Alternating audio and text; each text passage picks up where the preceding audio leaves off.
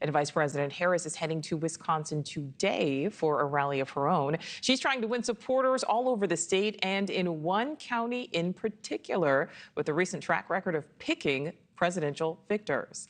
Correspondent Kellie Meyer live for us in Madison, Wisconsin. Kellie, where Harris is holding that rally later today. How is she planning to try to gain swing state voters there?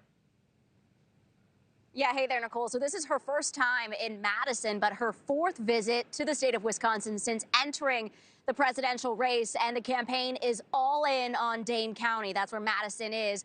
We're hearing that they are really talking to student voters and engaging them here in Madison, the home of the University of Wisconsin. We're also hearing from the campaign that they just launched their 50th campaign office in Wisconsin, next door to that campus. So Madison is this blue dot in a swing state that's essentially in the bag for Harris, but it's Sauk County that remains uncertain. That's about an hour northwest of Madison. You could see it there. A population just over 65,000.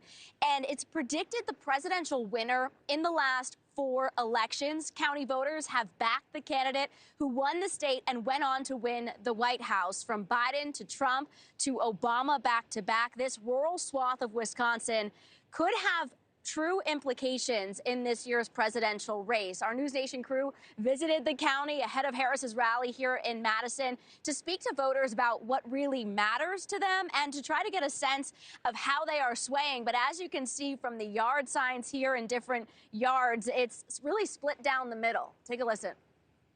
If we don't elect Harris Walls, I feel we'll be going in the wrong direction as a country.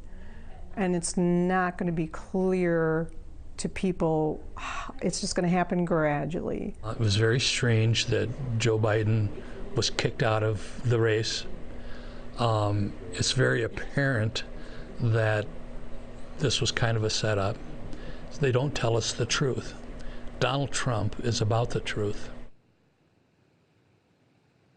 So really interesting to hear from voters there in the area. They are engaged, and it's interesting because as inflation kind of rose and impacted the city here of Madison, you saw a lot of folks moving out to Sauk County and then commuting into the city. So it really is a true bellwether and even a microcosm of what we're seeing in the rest of the country, Nichole. All right, so Kellie, we are now 46 days out from the election. I know yesterday you mentioned you have the countdown on your refrigerator there.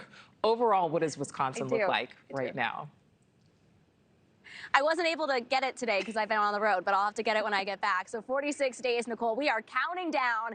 And Wisconsin, just like a lot of the other states we've been talking about here on News Nation, it's close. It's neck and neck. We have our latest Decision Desk HQ polling. It's showing Harris ahead, 49.5% to Trump, 47.5%. That's our latest EDHQ polling average, so we're keeping a close eye on it. So as we said, Madison and Milwaukee, they are generally more Democratic areas in the cities, and then the rest of the state more rural. I've been talking with folks from my Uber driver here to people we've been meeting. I met someone in my workout class this morning who's volunteering at Harris's rally here today. So it truly is a mix of folks of which way they're going here in this election, but it really is going to be up in the air exactly which way the state will go.